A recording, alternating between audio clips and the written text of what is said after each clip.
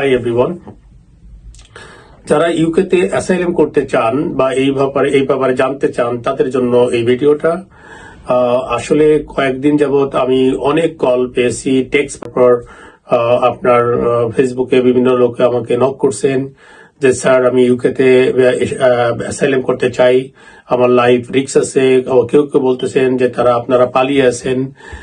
দেখেন, political shelter UK government দিচ্ছে।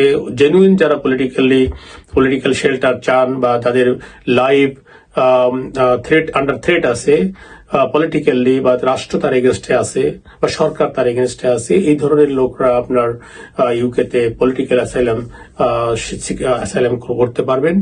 তবে পলিটিক্যাল অ্যাসাইলাম করতে হলে আপনাকে ইউকে টেরিটরিতে আসতে হবে। আপনি বাংলাদেশ থেকে অ্যাসাইলাম করতে পারবেন না। আর ইউকেতে কিভাবে আসবেন এই ব্যাপারে আমার অনেকগুলো ভিজিট ভিসা বা বিভিন্ন ভিসার আপনার ভিডিও আছে, ওগুলো দেখে নেবেন। তা ইউকেতে আসলে কিভাবে অ্যাসাইলাম করবেন?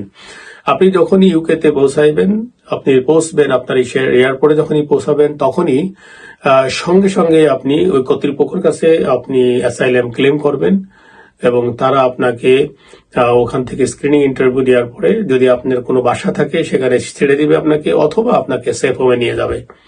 তারপর আপনার সাবস্ট্যান্সিয়াল ইন্টারভিউ হবে। ওই ইন্টারভিউর পরে আপনার যত এভিডেন্স আছে, আপনার লাইফ থ্রেটিং এভিডেন্স, যে এভিডেন্স দ্বারা প্রুফ হয় যে সত্যিকারই আপনি অ্যাসাইলাম সিকার, ওটা যদি স্টাবলিশড হয় তাহলে সরকার আপনার অ্যাসাইলাম গ্রান্ট করতে পারে অথবা রিফিউজ করতে পারে। আর এই ব্যাপারে যদি কোনো ডিরেক্টলি পরামর্শ চান বা পার্টিকুলারলি ব্যক্তিগত কোনো পরামর্শ চান, তাহলে অবশ্যই ইউকের কোনো ইমিগ্রেশন এক্সপার্ট বা অ্যাসাইলাম এক্সপার্টের সাথে আপনি কমিউনিকেশন করবেন। আশা রাখি আপনি যথাযথ অ্যাডভাইস পাবেন। ধন্যবাদ আপনাদেরকে।